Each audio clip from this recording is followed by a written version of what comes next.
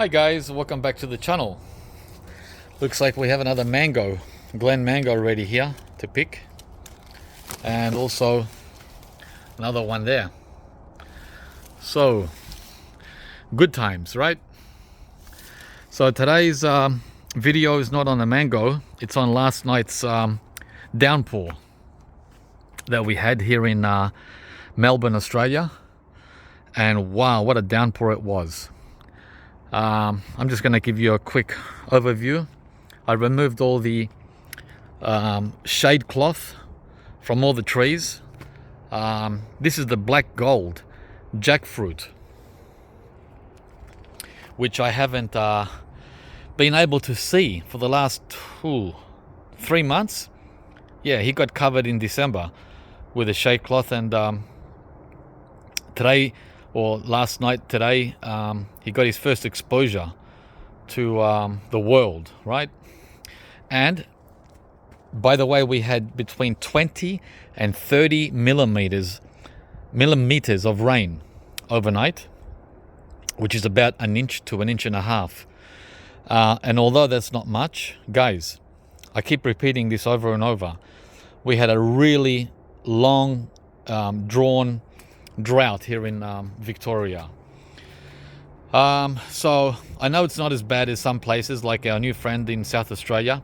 South Australia has had the worst drought of all, but we're not too far behind here in Victoria. So a lot of the plants that I'm going to show you are super duper happy, in starting with this guy, right, the jackfruit, the black gold. Next we have the papaya, which has reached the fence now with a neighbor, and that's 5 feet, that fence, so about 1.5 meters, maybe a bit more, maybe 1.6 meters. So yeah, we're at eye level with the fence. So it reached the top of the fence at the end of summer, and it's also trying to send out the first flowers. It's got 2 there, those 2 there. They might have a third one somewhere hiding behind. So yeah, 2 visible there. And it's always the case, guys. I'm going to show you the star fruit, the carambola, soon. That's also shot out flowers. It's like, what are you doing all summer, you know? And guys, the reason why these specific trees are not doing their thing during summer, it goes back again to the rain, lack of rainfall. Water, tap water from the tap does not help them at all when it comes to their complete requirement, right? Tap water will make the tree grow. It'll keep it alive. It'll do a lot of things, right? But it won't do everything, such as get it to flower. And that's not the case for everything. The acerola here, that's been flowering all summer. This is the 3rd time that it's trying to flower since December, but it hasn't given us any fruitlets, just flowers, continuous flowers. That's what it's been doing for 3 months. So this is the 3rd. Oh, hang on. Is that fruit? Hang on. Sometimes I can't see, guys. I don't know if these are going to form. We might get fruit on this 3rd attempt. This is the acerola, as I said. And who knows, right? But in December, the flowers dropped. In February, the flowers dropped. And now in March, close to April, I don't know. It might work, I'm not sure. So we'll have to wait and see. Barbados cherry, Jamaica cherry, it's got many different names. The oranges, the mandarin oranges here are turning color. These are ready in May. That's the Japanese seedless mandarin. And I've put so many bungee cords to hold it from collapsing, the weight of the fruit. Right, look at that, guys. It just wants to collapse. Not much more I can do other than go to town with bungee cords. Yeah. Okay. The first feijoas are going to be ready soon. This is an early variety. I don't know what variety it is. That's loaded. I picked up the first one today and put it away. It wasn't ready. Quickly looking at the rose apple without the shade cloth. It's also got its first exposure to the world after close to 3 months behind cover. And as you can see, that's more than doubled in height over summer. But it's got a long way to go, guys. But the bottom line is it's alive and it's happy. We just need some more growth. And now these are coming. These are the peace lilies. They always come out with rain. When we get a lot of rain, these return and they stay there till November. So throughout winter, these peace lilies take over this whole driveway, and that's fine. The seedling KP mango, a champion, right? As you can see, he's way over the fence, right? This is the one that got slammed by the arborist last spring when he was trimming my neighbor's conifers, right? So it came back with 5 new branches. Right there is where he copped it. Copped it right there. And the one broken branch turned into 5 new shoots. So I guess that was a blessing in disguise. So it's still pushing out new growth at the end of March. So he's a happy camper. I don't cover this. This mango does not get covered at all in winter, nor in summer with a shade cloth. Is completely free, like the Glen. And here we have the wax jambu fruit, and I've already picked like 12, 15 that, sorry, not picked, off the ground. They've all fallen to the ground prematurely, and I have them on the kitchen table. But the thing is, they're falling before they ripen. There's 2 more that just fell. See that? I just touched. There you go, another one fell. Just touch. Just touch and they're falling. So I don't know what that's all about, this premature drop. I'm guessing that the tree wasn't ready for so much bounty. That's my guess. And I'm happy to report the fruit fly has not what's the word? The fruit fly has not caught onto these. I put the net, this is a bird net, not a fruit fly net. I put the net there because of the birds. The birds are nasty here, right? They peck on everything. So yeah, these are not fully ripe. They're meant to be pink or light red, and they're green. So, oh, another one just fell. So that's about 20 now that have dropped in the last 2 weeks during March. So it's just a matter of little tap and they fall, right? Yeah. Anyhow, that's the one of 3 wax jambus, the one that had the fruit. Okay, then we have a jackfruit seedling that I got in January. Remember how I got 2 of these? One of them I planted over there, and it got torched by the hot sun back in, when was it, January? I don't remember. But by the way, I put that one into a pot and it's come back. It's slowly coming back. So it's not completely dead, even though it was barbecued. This one here, which I had a shade cloth wrapped around it until this morning, until last night, is doing okay. So as you can see, shade cloth is a must. It's an absolute must, guys, for these young, tender tropicals.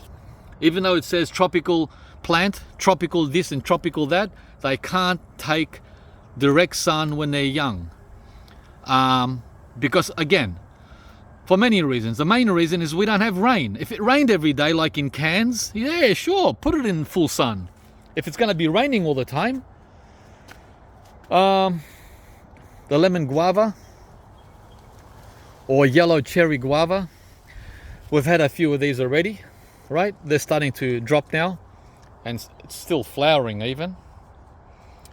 My neighbor's wonderful pomegranate is really hanging low because of the weight of the branches here, right? See those two bungee cords? They're holding half the tree. This half of the tree is being held by those two bungee cords. So, and the thing is, that one up there is split, so it's more than ready. I should pick it. That one there, unless it's already gone to fruit fly heaven. So, and there's another one up there that's been pecked on. That was pecked on a month ago. Up there, see that one? I couldn't reach it to put a bag. So yeah, I'll have to, that one there looks ready too. I'll have to check these out and bring them down, otherwise the whole thing will collapse. Yeah guys, these are unforeseen, unplanned issues, right? Challenges. You can see from here a lot better how it's wanting to just snap and crack, like the mandarin tree I showed you there. Same, exactly the same problem. What a problem to have. The problem is we have too much fruit, and there's others saying, gee, my trees don't fruit at all. I've been waiting for years and I've got no fruit yet. Well, this is the flip side to that problem, right? This is the Florigon mango, which seems to be, I'm starting to guess now, there's something under it, and I'm guessing it's this guy, obviously, it's got to be him, is stunting the root system of the Florigon, because he's just not growing, guys. I mean, look at him, he's healthy, he's green, he's lush, he's pushed all this growth out over summer. See these beautiful leaves? But, here we got burnt, but it's just not growing. So I'm guessing the root system of this conifer is getting in the way here. Remember guys, I planted this tree 12 months ago, and when I dug the hole, I made sure there was no obstruction of other tree roots. But that was 12 months ago. In those 12 months, this guy could have moved fast. Moved fast towards the source of water. The source of water, the hose I've had here for 3 months every day. Who knows? We'll just have to wait and see. Now I can't do anything. I can't pull it out and clear the hole. It's too late now. So we just have to go and roll with the flow. Next, the new strawberry guava that I got from a local market here in, when was that, January? This is where the other jackfruit seedling was, the one that got torched, right? That jackfruit got torched, and in the place of that jackfruit that got torched, this strawberry guava has thrived. It's thrived. Look, it's thrived. He didn't get torched. See guys, how every plant is different? And then we have a pepper plant, Tasmanian pepper. And this guy is indestructible. The only way to kill this tree is by stepping on him. That's the only way to kill him. How do I know that? Because I got another one in the backyard that I accidentally damaged by stepping on him. Hot sun, drought, wind, don't even faze him. Only if you step on him. That's the only way to injure him. All right, so what else? Quickly, we've got to move fast. Rossavaya, pomegranate, didn't do much this year. It tried, but no show. What I'm thinking of doing, by the way, is getting this out of the pot and putting it into this veggie bed where I had the corn, right? And Kim got shocked when I said it. She says, what? No, don't take away our veggie beds. I said, Kim, is just not performing in the pot, right? 4 years, and is not performing. Whereas the other one, the other pomegranate, the what's it called again? They're both Russian varieties. Azerbaijani has given us the first decent crop in 4 years, right? Well, decent, five fruit, which is better than 0. And I was thinking of putting him in this bed where the celery is, or that one. Not now, in spring, right? Once all the leaves drop off in winter, just pull them out and put them in these beds and let them do their thing. That's just an idea, because they can only do so much in these damn pots. The pots are big, but they don't seem to be big enough to hold moisture. They dry out too fast, guys. They dry out too fast, like these bananas. But the banana, the difference with the banana is it can hold water in its stem. The pomegranate can't as much, right? Okay, let me go and put these away instead of holding them for the next hour. Yeah. So there's an overview of the driveway again. Right? The rose apple, the mango, the wax jambu, the little pipsqueak there. I hope he's going to do okay. By the way, I'm not putting the shade cloth back on any of these, because the temperatures now at the end of March are going to be in the 20s. That is 20 to 30. There's a couple of days of 30 forecast, but 30, it's an autumn kind of 30, not a summer 30, right? Oh yeah, I wanted to show you also this other wax jambu, which I tip pruned about a week ago, because the branches were branching out and touching the mango, and this branch here was touching the jackfruit.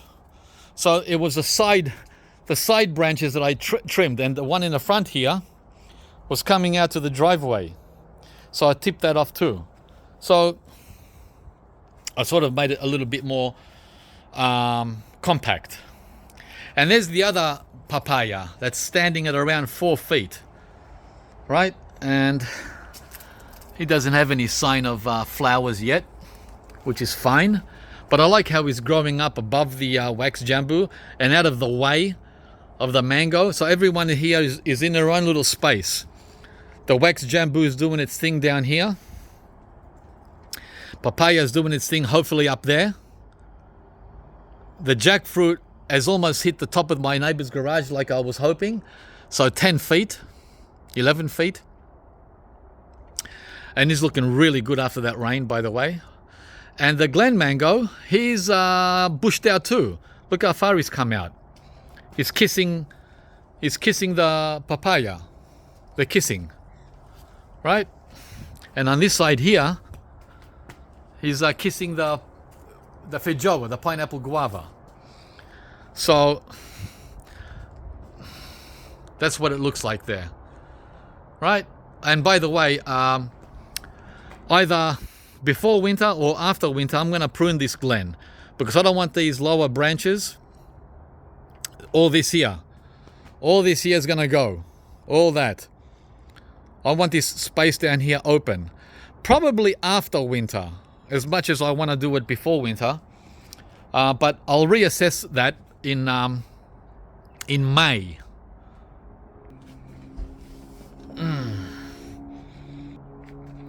Okay, let's get back on the path here, starting from this side here. Yeah, I've got to trim this callistemon because it's leaning top heavy. See that? Because it originally had another branch here. See that branch there that I chainsawed off? It's trying to come back with new growth, but I keep cutting them off.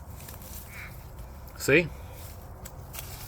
So, and as you can see, it's leaning top heavy, and it's going berserk in here. So this is a bit of work in here for me.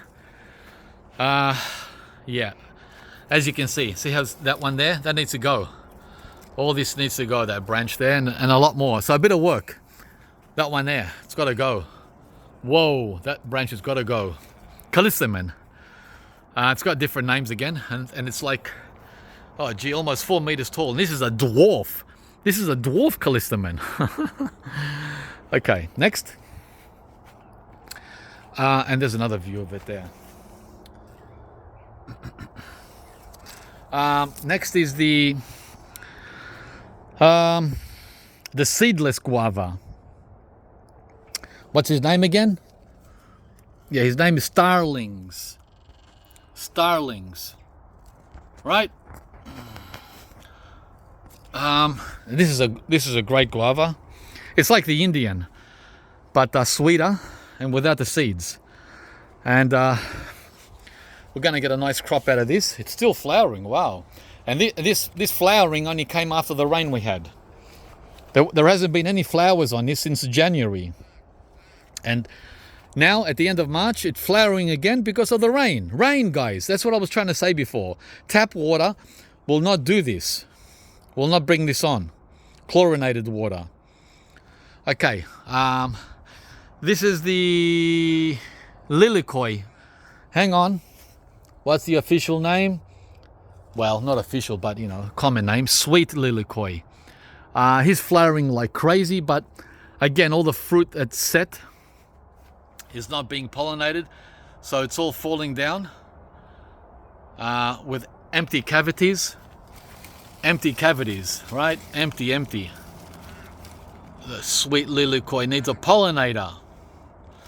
So there's nothing coming of these passion fruit. Yeah, and there's quite a few of them. I see another one up there. Yeah, I'm waiting, guys, on the other passion fruit that I've planted. This is another yellow cherry guava, which is loaded. The birds have already started eating the first ones here. It's very, very loaded. And I even trimmed the top off a couple of weeks ago. See that? I took off a meter. A meter from the top. Top heavy. Top heavy. Yeah, I think I should have trimmed it even more. See, there's another prune there. How I pruned it. Trying to stay on top, guys. The Grumichama didn't do much this season. It's trying to push out new flower buds for a second crop that usually comes in April. We'll see if that happens. An April crop. The December crop was very low. Very, very low. Someone asked me. Yeah, I think it was the lowest crop ever. We only got a handful in December. Pomelo, the lemon gold white sapoti, I think is stung by fruit fly. This has never happened before. First time ever. Look at all these holes. Wow. These aren't usually ready though till May. So these were stung back in January. Look. So this has never happened on the white sapoti before, especially here in the front yard, right? So I don't know what will come of this. We'll have to wait. They're not all stung. Only like I don't know. Maybe I'm guessing now. Maybe half or 1/3 have been stung. Yeah. We'll have to wait and see what that all means when they get soft. They're baseballs right now. Really rock hard. I don't know how they got in there, but they're pretty good at what they do. They haven't touched the Hawaiian Supreme. The Hawaiian Supreme are untouched, and it's only next to the lemon gold. Right? It's only next to it. So go figure what's going on here. Why they've been so selective. Okay, next. This is the new passion fruit that I got back in December, I think, or November, the beginning of summer. This is the Granadilla. Yeah, the Granadilla passion fruit, and it's doing great, as you can see. And again, it always pushes growth when it rains. If it doesn't rain, it stays put. No growth, no movement, nothing. It won't budge with chlorinated water. One drop of rain, bang, it doubles in size. That's what I'm saying, guys, over and over and over. That's the difference. And this is the sweet lilikoi coming with a flower. Wow, it's getting close. It's closing in on the Granadilla. That's the whole idea. But we've got to get the Granadilla to set flowers, and I don't think that's going to happen this season because the season is over. Well, close to over. So he has to meet him. That's the idea. So next season, next summer, hopefully these two guys can cross-pollinate. Next. Another tropical guava, which has done great with all the rain and water that it's received from me, is the Aman guava. And I still haven't tasted this because the fruitlets always are falling off. But let's see if this one drops off. This is the newest one. Only one. I only need one. I don't need 100 just to have a taste. And last year we had one, but it dropped off. It dropped off, guys. Yeah, he's holding on nicely. Don't fall. Don't fall. Don't fall. Aman. Aman. Where are we? The label is faded. Oh, it says Indian. It's not Indian. It's mislabeled. Yeah. Well, it might be an Indian. Who knows? We'll have to wait and find out. But it said Aman on the label originally before the marker faded. Okay, here we have another passion fruit, which I only put in the ground 2 weeks ago. And he's been a little what do you call it? A little whingy. He got burnt one day from the hot sun. That's why I gave him a shade cloth. And then he got too dry, and then he got too wet. He's all over the place. He's all over the place. This is the sweet. Hang on. What's his name again? Sweet. What does it say? Hang on. Sweet Granadilla, I believe. Is that right? Sweet. What does it say there? Sweet Granadilla. Okay. So that's a regular shape passion fruit. And we'll see what happens. He's the most cold sensitive out of all the three. So we'll see what happens with that. Okay, what else? I pulled down a bunch of bananas last week from that rack up there. See how it snapped? Cut that down. And this week we're getting a new bunch coming. Look, there's the flower opening, getting ready to open. So this clump here, as I told you in one of the previous videos, has had 1, 2, 3, 4, 5 bananas in one clump. Isn't that incredible? This Japanese seedless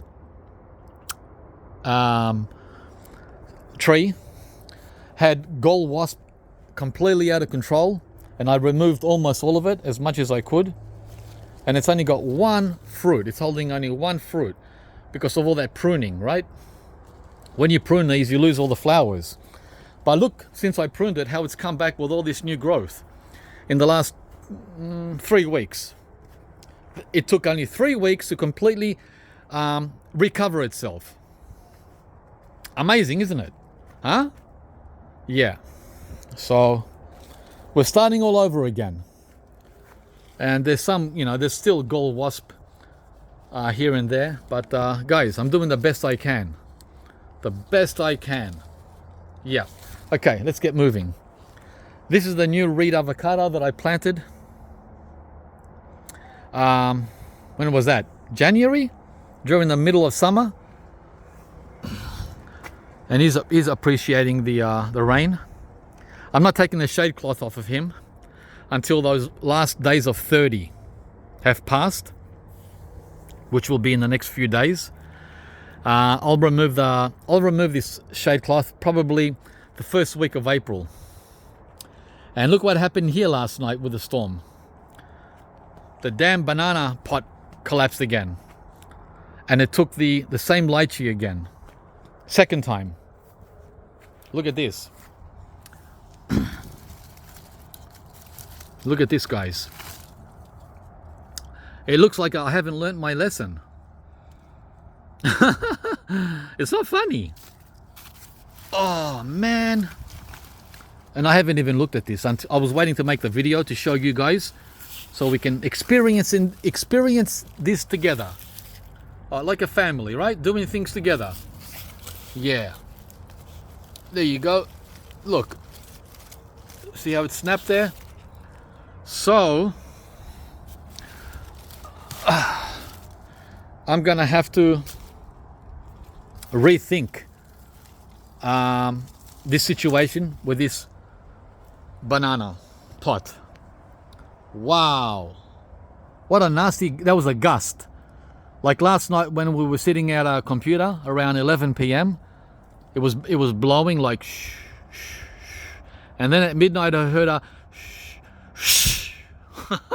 10 seconds, and that's when this must have happened, but I didn't come out to look. Yeah, it takes 5 seconds for this to happen, and then the wind calmed down through the night. There was no more storm. Oh yeah, guys, the fun of gardening. But thankfully it didn't fall 12 inches further right and it completely destroyed the tree. I don't know. Oh, what's this? Hang on. Okay, this is a Hawaiian Supreme that's fallen. It probably fell because... Oh, I know what happened. There's another one. Oh, gee, this one is... Wow, this one is full of ants.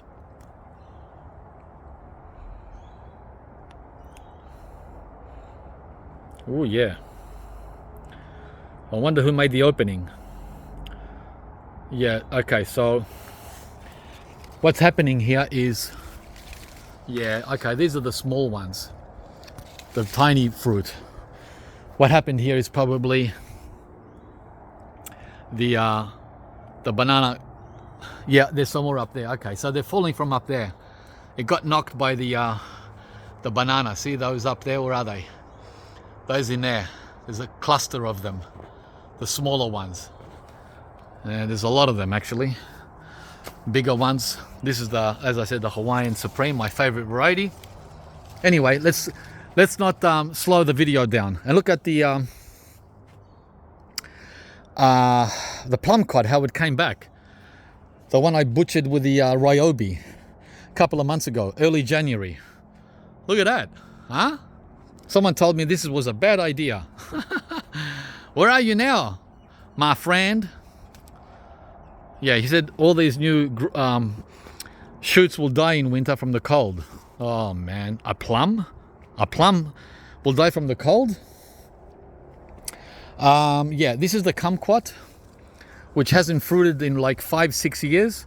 And this is gonna be its year. For some reason, out of the blue, mysteriously, he's decided to turn into a freak show. So stay tuned. We're gonna have thousands of little kumquats. But the thing is, because of the fruit fly attacking my citrus, I'm gonna have to net this with a fruit fly net. Urgh. All right, quickly moving on. What have we done here? Okay, we've got the peanut, is that the peanut? Yeah, peanut butter fruit tree, who hates drought. He loves a lot of water. What's this? Is this a caterpillar? He loves a lot of water. Yeah. At least it was stuck together, sign of a caterpillar. The Tommy Atkins mango. Everything I'm going to show you, have shown you, has really appreciated the rain. Look, the rain, guys. Hang on, let me get in there. Lazy filming. Right, look, see the shoots coming? And down here at the bottom. So yeah, that. Then we have a damaged leaf here on the bananas, which I have to slice off. Towering bananas there that are 5 to 6 meters high. Sophia Cherry Moya, thank you very much for the rain. The avocados here, the shepherd, and the bacon, and the Dr. White cherry moya. Everyone's really happy. Really, really, really happy. Really happy. With the rain. The rain they take for granted in Queensland. And I'm making a video on this topic today. Right? It's like, it's a big deal here, guys. I removed all the shade cloth from all these new plants that went in the ground in January where the sugarcane was. Right? The 2 Indian varieties. The Kesar, is that what it's called? Yeah, Kesar. And Alfonso. So they're doing great. By the way, the Alfonso was not wrapped in a shade cloth. He was naked all summer and he got zero damage. But this Chempadek got a lot of damage. Even though I wrapped it in a shade cloth, look, it dried out. It wasn't from, this is not from the sun. This is from dry soil. Unbelievable that the soil was dry. Well, for him, dry. It wasn't dry for everyone else. Everyone else looks pretty happy, very happy. But for some reason, the Chempadek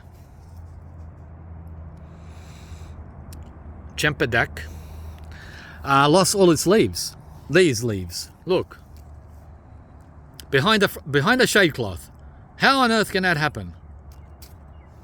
There's another one. Well, leaves, 3 leaves. Lost 3 leaves, 2 leaves, whatever. Right? Unreal. So I don't know what I'm going to do with this guy. Oh, there's another leaf there. So 3 leaves. He lost 3 leaves. That's the sweet tart mango that I also unveiled last night. So yeah, they're all doing okay. They're all doing okay. And over here we have the blackberry jam fruit tree. Oh, I forgot to mention something very important. Not only did we get a storm last night and 30 millimeters of rain, we also had a temperature drop of 7 Celsius here in my location. Melbourne got down to 10, and my area here in the southeast got down to 7. And I'll show you soon, later, how one tree was affected by that cold. I'm guessing it was the cold, or I don't know, maybe too much rain. The Spanish lime was affected. I don't know if I'll be able to fit everything in one video, guys. Let me just bury this white sapote here with all those ants. Yeah, okay. They can go to town in there and enjoy themselves under the Dr. White cherry moya. This one here seems intact. Let's have a taste. Hi guys. It's not ripe yet. It's hard.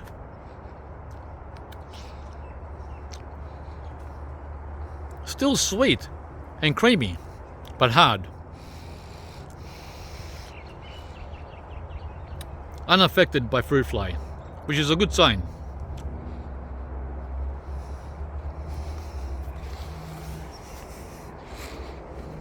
Ben Hur pomegranate.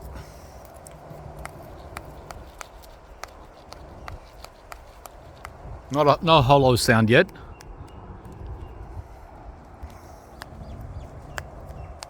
Nope, no hollow. When it's hollow, they're usually ready.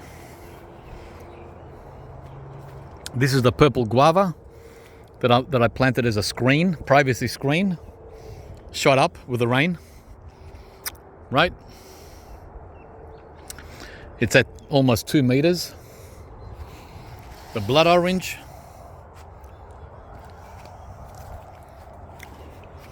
The lychee. I'm leaving this shade cloth here because he doesn't like the wind. So that's a Wei Chi that we got back in, I think, December. He's doubled in size and over summer. Another seedling mango, is doing great. At the 2 meter mark now, 2 meters high. The persimmons are ripening here on this Sugara persimmon. Right? We've got a lot of, what do you call it? What did I say before? These darn things. I've got a mental blank on the Maya lemon. The Maya lemon. Yes, I have to cut these off now too. So basically remove half the tree, which is not fun. Gold wasp. It's really bad. And the tree is only 3 years old. It's a baby. Papaya. They should have had only 1 papaya here instead of 2 because they've been competing all summer. Hachiya persimmon has come along nicely. It's reached the end now. It prematurely dropped its only fruit and it was fermented, which is a shame. My favorite persimmon. Another seedling mango, Kensington Pride, at 1.8 meters. Looking very healthy. And in here we have the carob. I've been eating some of these. I didn't get to make a video on it though. But look how it's going to town with flowers. Wow. Wow, for next season. Looks like next year is going to be the year. The carob season. So these have dried out now because I never got to eat them. When they get dry, you can't eat them. They're like hard. Yeah. Yep. But that's what they look like. The carob. Yep. So, it's all right. Let the tree grow. There's some more in there. This is a great, there's the Elsh pomegranate. Hasn't done much for years. Had 1 little fruit there. Not doing much at all. Okay, so I'm trying to move quick, guys. Lemonade. It's gonna give us a few lemonades and a little bit of gold wasp also. What a pain, huh? The mulberries haven't come back for an autumn crop. The red shatut and white shatut, which is strange. It skipped last autumn also. The Mexican cream guava is doing great. Really, really good. I pinched off about 10 fruitlets so we can get larger fruit. That's what they say. Remove, okay, let me get rid of this white sapote. If you remove 1 in every 3 in the clusters, you'll get larger fruit. And surprisingly, still got flowers coming. Again, because of the rain, guys. The rain induces flowering. And also if you pull the tips, which I haven't done recently. I did it about 2 months ago. When you pull off the tips, that induces flowering. These tips here, look. See that? If you pull that off, it induces more flowers here. But I think we have enough. I think we have enough fruit. There's like 20 to 30 fruit. And that's after I pulled off 10. So yeah, it's doing really good. But this was the least, how am I going to say that? The worst tasting guava out of all. Right? This was the worst tasting for me. And I'm guessing I put it down to the tree being young. It's only 4 years old. So sometimes they need to hit the 5-year mark. I'm talking about a cool to warm temperate climate, not the tropics. In the tropics, it's completely different. The full flavor doesn't come out here for at least 3 to 5 years. So I reckon this crop here in late 2025 will be a lot better than ever before. It's just my hunch. There's a view of the RB4 papaya again. Yeah, I should have had one here, not two. But I'm afraid to pull it out now, because if I touch the root system, well, two things will happen. It'll die. This one here, I want to pull this one. This one will die, won't make it. And it's going to affect the roots of this one, because the roots are probably tied together in a knot. So by pulling one out, I'll kill both of them. So it's better to kill zero and just go with what I want to do. Just go with what I want to do. And this one looks like it's got a little flower thing happening there. Hang on. That one. Yeah, I don't expect anything actually. Now at the end of the season, they always flower at the end. Oh, and there's that damn gall wasp. Looks so ugly from behind. Oh, look how ugly that looks. On the Maya lemon. Oh. Yeah, and the lemonades are looking beautiful here. We've got about 6 lemonades, which is basically a sweet lemon. Okay, moving here into the center. R2E2 grafted mango, Mamey sapodi, sapodilla, and egg fruit. What's it called? Canistel. I removed the shade cloth from all these yesterday too, so they got their first direct sun today in 3 months. And look how well these plums have come back after I butchered them. Guys, don't be afraid of butchering plum trees. Look. Look. The same with this one. Look at this one. Huh? In 1 month. I should make 100 short videos for each tree, because there's so much going on, guys. There's so much to learn. From this tree, from that tree, from this tree, from that tree. But I like to put them all together into one long video. I know that some of you don't like that. But, well, sorry but not sorry. Okay, so remember how the Glen got torched at the top because it touched the shade cloth a month ago? That there, hang on. That there. Hang on. That there got torched. Well, happy to say it's getting a new tip. It's getting a new tip, guys, so it doesn't matter. It doesn't matter. It matters because we lost that top growth, and it doesn't matter because we're getting a new one. But time's running out. We don't have the luxury of North Queensland where it's going to be 30 degrees for the next 2 months. Not here. Here for the next 2 months, it's going to be 18 to 26.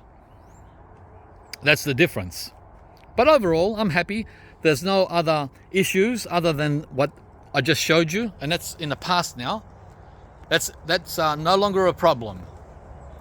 Next, Mamey sapodi. Could have done better, but I feel like it would have done worse without a shade cloth. The thing is, the leaves were rubbing up against the shade cloth, and that caused damage. And then we've got some kind of caterpillar eating the leaves. So we've got the caterpillar problem. We've got the hitting in the wind, hitting the shade cloth. And then the third problem, the main problem, no rain. Mamey sapodi, out of all the trees I have here, he's probably the thirstiest tree of all. He's a water hog. He loves water. And I'm not talking about tap water. I'm talking about the water from up there. The water we got last night. Check out the Hicks Fancy Mulberry. Oh my God. You can't even see the trunk anymore. You know the trunk that someone told me I shouldn't have done? Shouldn't have butchered? Oh boy, was that guy wrong. Was that guy wrong. Yeah, so stellar comeback. Stellar. Sapodilla, this one has done the best out of all 3 that I have. This one did not get a shade cloth. I did not protect this from the 5 months of intense heat we had. And he took it like a champ. Talk about champion. Okay, the pluses and the minuses. The plus is he can take any abuse from the sun that you can throw at him, which most of these can't. Well, the plum can. The plum can take any abuse, more than this guy. But we're talking tropical trees now, right? Tropical trees are the most sensitive trees of all when it comes to hot sun when they're babies. So that's the upside. The downside is it takes too long. It takes too long to fruit. Whereas a plum, he'll give you fruit guaranteed within the first 12 months here in the cool climate. Guaranteed. This one will take 7 years. 7 years, 1 year. So do you think anyone's going to be growing this tree in Melbourne? I don't think so. I don't think so. Next. Oh wow, I just noticed something cool. This is the come on, the egg fruit, canistel. Look what the rain did. This cluster of leaves was not there 2 days ago. This new cluster of leaves only pushed out with the rain we had yesterday. Oh my God. This is why I'm talking, guys. This is why I'm talking about rain over and over and over. Yeah, and there's another little one. See that little one in there coming? And there's another little one back there. Hang on. Come on. There. Three clusters because of the rain. And for the last 3 months, there was no clusters coming. He was protected from the hot sun and he didn't make any new growth. And in 24 hours, the last 24 hours, he got 3 new growth spurts because of the rain. See? See, guys? It's all on camera. That wasn't there last week. That wasn't there last week. And the only thing that changed, guys, was the rain. That's how I come to that conclusion. Okay. Oh man, look at that. It's terrible, that banana. What the heck? What's this? This is the Chompogo lychee. This one I didn't uncover because he's been through enough hell for the last year without any protection, so I thought I would leave the cover on him. I should have taken it off so he could have got doused by those 30 millimeters of rain. The water gets through, but only like 1/4, less than a quarter gets through. Yeah, but he's looking okay. Actually, he's looking pretty good. Looking at that over there, that looks sad. That doesn't look good at all. Okay. Pink's mammoth, Atemoya, completely covered now in shade because of the low sun. The sun now is no longer up there, up above, up there. It's down low now. It's getting lower and lower every week. And that means for trees like this, they'll be shaded all winter. And custard apple or Atemoya needs full sun. So we'll see what we're going to do about that. And once this Hicks Fancy gets back up to being 4 meters, which will be real soon, then he'll get no sun at all. Right now he's getting morning sun over the mulberry up there. That's morning sun, that direction there.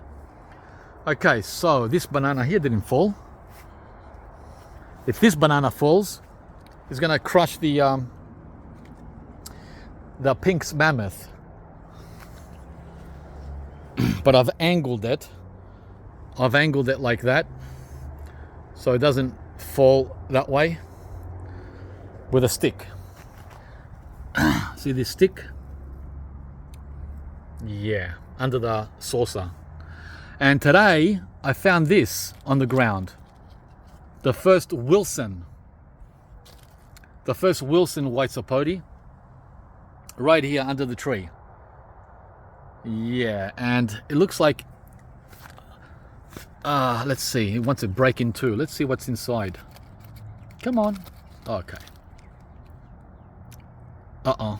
Not good, guys. Not good. I don't like what I'm seeing. We have the first fruit fly on the white sapote. Oh, darn. So that's why it fell. Ooh. Yuck. So now, not only the citrus and the jujube, but also the white sapote is stung. So yeah, these are stung. Okay. Oh well. Okay, what I've done is I put the fruit in a bucket of water, and that way they can well, no longer be a problem.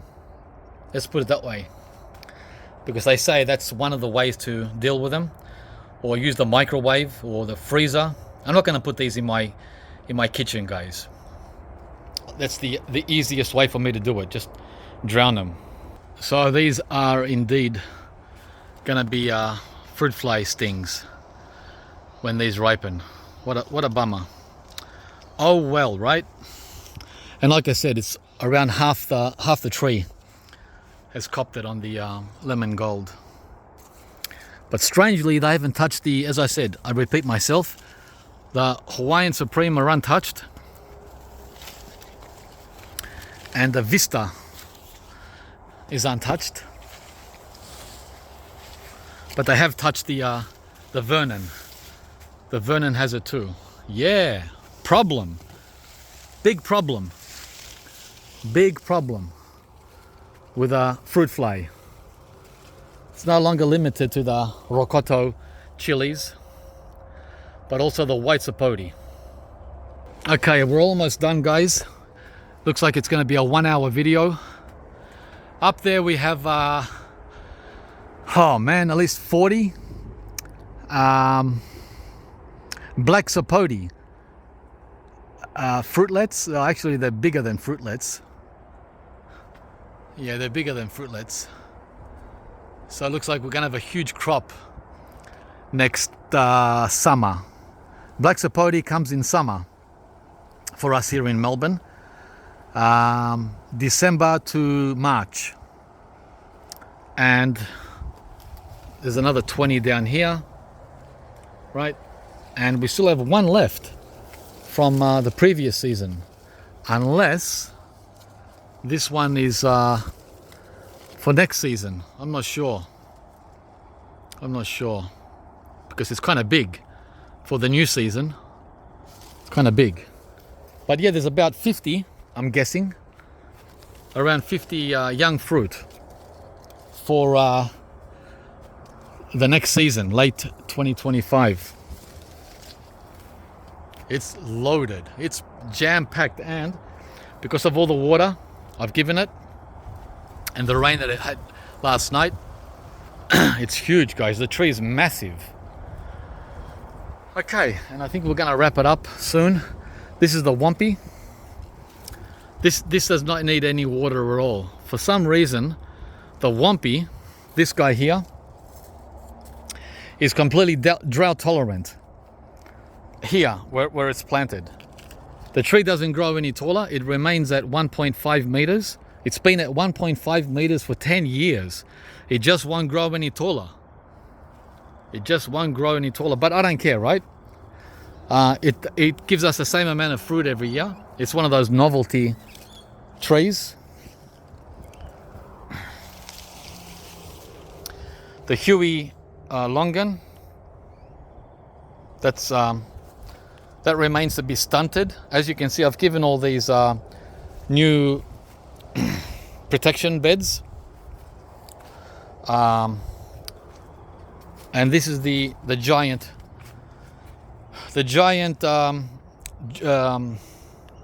jabuticaba. That's looking very stellar. Very happy indeed, right? When you see leaves like this, it's happy. New leaves. New leaves everywhere. Okay. Another black sapote seedling, which has done great. The Paxton prolific custard apple, looking good. And the fourth Kensington Pride seedling mango. These are almost ready, right? They've got blush on him and blush on him. They're both blushing and they're heavy, about as big as the Glen that we tried out recently. And he's getting new growth, and he's wow, 2.5 meters in height. What else? I think we're done. And this is the Hillary custard apple. That's almost 2 meters now. Yeah, that's a 2 meter point. It's done really well. Okay guys, that's the video. I'm gonna raise that banana now and get that sorted. Give me a like if you enjoyed the video. Sad news on the white sapote, but guys, again, there's no one to blame for this. You can't go around pointing fingers to him and her. It's nature's way. You can't fix this problem. You can only use what do you call it? Controlling measures to control it, but you can't eradicate it. The eradication stage is over, and that was the responsibility of another bunch of people which didn't succeed. Give me also a subscription, guys, if you haven't subscribed to the channel. We need more subscribers, and I'm gonna fix this now. Problems everywhere, as you can see. Oh, the saucer cracked too. Of course it cracked. This weighs at least 100 to 150 kilos, 200 to 300 pounds. Unbelievable. I should have done the what do you call it, the bungee cord, and tied it to the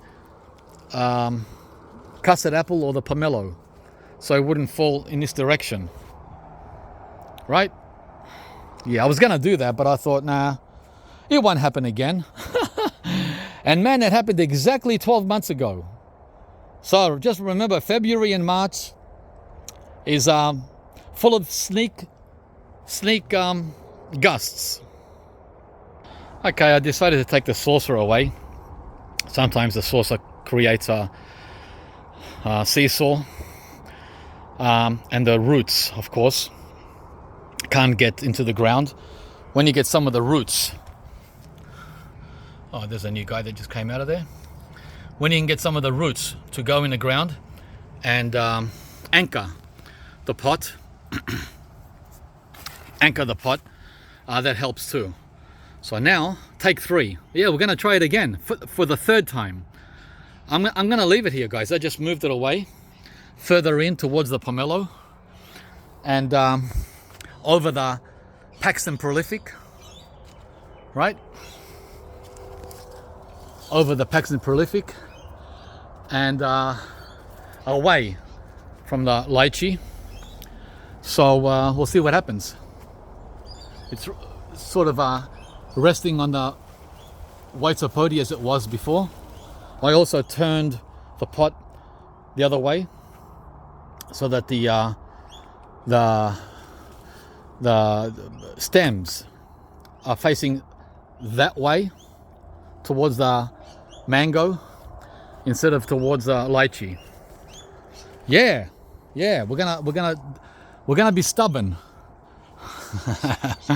All right, guys, thanks for watching. I'm gonna go to the back now and make the follow-up part 2 of the effects of the rain on the garden here at Fruitopia at the end of March and the end of the summer cycle. Thanks for watching, as I said, and we'll see you from the next one. Bye, guys.